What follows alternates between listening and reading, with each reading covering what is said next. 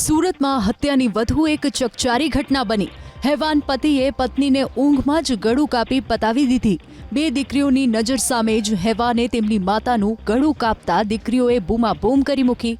મહિલાને તરત હોસ્પિટલ ખસેડવામાં આવી, પણ ફરજ પર હાજર તબીબે તેને મૃત જાહેર કરી। 35 વર્ષીય નમ્રતાબેન સુરતના ગોડાદરાના સન્ડે લગુન હાઇટ્સમાં રહેતા હતા। પરિવારમાં સાસુ, સસરા, દેરાણી, પતિ, એક 3 વર્ષની અને એક 8 વર્ષની આમ બે દીકરી છે। જયસુખભાઈ ક્યારેક ક્યારેક જ છૂટક મજૂરીએ જતા હતા। મોટા ભાગે તેઓ કામ પર ન જવાના કારણે ઝઘડાઓ થતા હતા। નમ્રતાબેન સાડી અને ચણિયાચોળી સીવીને આર્થિક મદદ કરતા હતા। રાત્રે સૂતી વખતે પતિ પત્ની વચ્ચે કોઈ વાતને લઈને ઝઘડો થયો અને ઊંઘમાં જ જયસુખે પત્નીનું ગળું કાપી નાખ્યું। પોલીસે હત્યારાની ધરપકડ કરીને કાર્યવાહી શરૂ કરી છે। આ જે ઘટના બની છે એ એમના ઘરમાં અંદર જ્યારે સૂતા હતા ત્યારે એમના બે દીકરીઓ છે બંનેની સાથે સૂતા હતા અને કોઈ પણ આ જે નોકરી બાબતની તકરાર થતાં એમના ઘરમાં એમ ચપ્પુ જે હતું એ ચપ્પુ ઘરમાં જે યુઝ કરતા એ પ્રકારનું ચપ્પુ એમની પાસે પડ્યું છે।